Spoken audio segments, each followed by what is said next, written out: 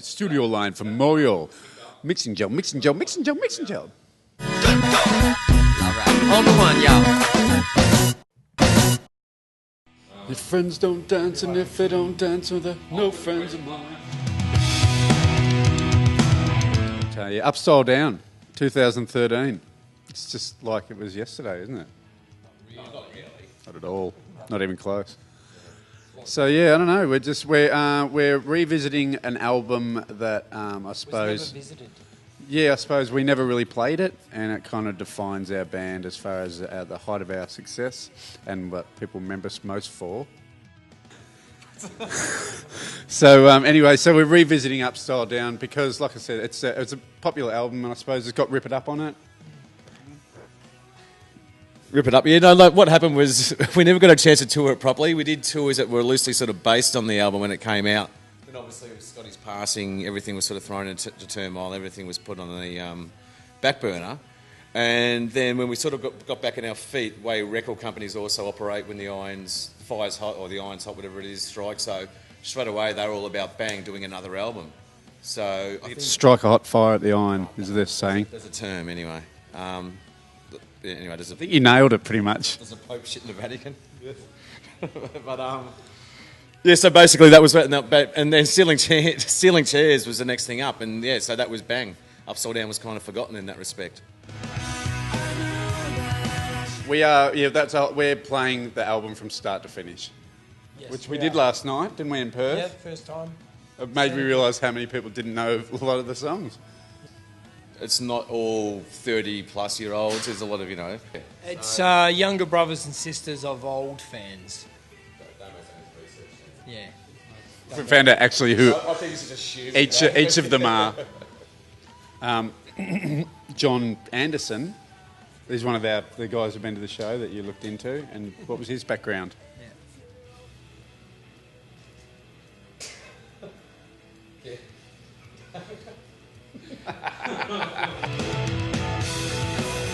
It's whatever I say it is. It's whatever I says it is. No, it's not true. Yeah, I don't know. We always start with a riff. Yeah. Started with a riff. And then it starts with a riff, and then we put drums on it, and then a bit of bass. Then I'll sing, and he'll put turntables on it. Jedi threw stubbies at Iggy Pop.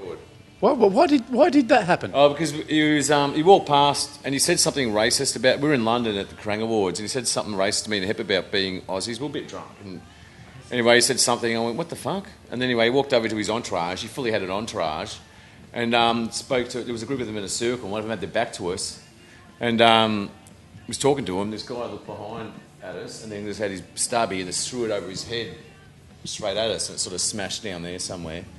And I went, fuck this. So I grabbed my stubby, went running up, and just went fucking voom. And it landed right in the middle of them and smashed everywhere. I thought, yeah, whatever.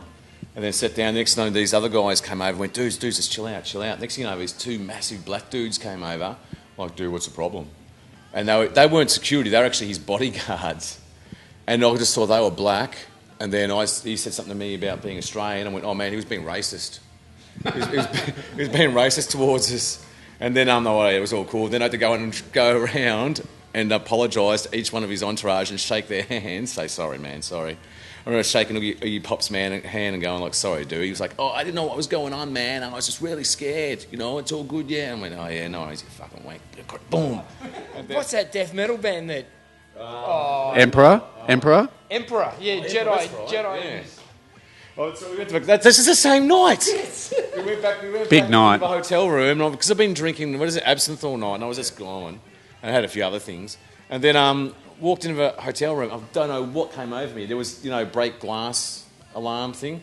Into the hotel, and I've just gone... He looks at me and goes, bang. Do it. I go, don't. And he goes, crack, bang. And I go, go on. Start going off.